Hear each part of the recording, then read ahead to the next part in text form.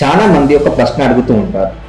కేంద్రంలోని బీజేపీ ప్రభుత్వం తెలంగాణకు ఏం చేసిందని. ఒక్కసారి వాస్తవాలు చూద్దాం.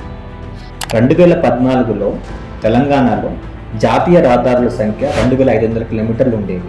నేడు అవి 5000 కిలోమీటర్ల పైగా విస్తరించాయి. అంటే దాదాపు రెట్టింపైంది. యాదాద్రి భువనగిరి జిల్లా బీబీనగర్లో 1350 కోట్ల రూపాయలతో ఎయిమ్స్ ఏర్పాటు చేశారు.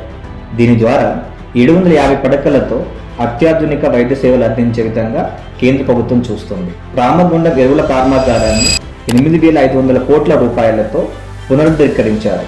సంవత్సరానికి 12.7 లక్షల మెట్రిక్ టన్నుల యూరియా ఉత్పత్తి చేసే విధంగా అటు రైతులకు బలం మరియు యువతకు ఉపాధి అవకాశాలు కల్పించేలా చూస్తుంది. వరంగల్ పిఎం మిత్ర మెగా టెక్స్టైల్ పార్క్ సుమారు 1300 ఎకరాల్లో 10,000 కోట్లకు పైగా పెట్టుబడులు ఆకర్షించే విధంగా 1,00,000కు పైగా ఉద్యోగ అవకాశాలు కల్పించేలా కేంద్ర ప్రభుత్వం చూస్తోంది. అంతేగాదు సికింద్రాబాద్ మహబూబ్ నగర్ రైల్వే డబ్లింగ్ కోసం 1410 కోట్ల రూపాయలతో పునరుద్ధరీకరించారు.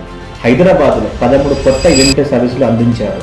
అలాగే తెలంగాణ అభివృద్ధి కోసం 9,400 కోట్ల మౌలిక సదుపాయాలు కలిగించే విధంగా కేంద్ర ప్రభుత్వం శ్రీకారం చుట్టింది. ఇవి కేవలం మాటలు కావు, గణాంకాలు చెబుతున్న అభివృద్ధి చెందిన తెలంగాణ కోసం కేంద్ర ప్రభుత్వం అందిస్తున్న ప్రయత్నాలు ఇవే.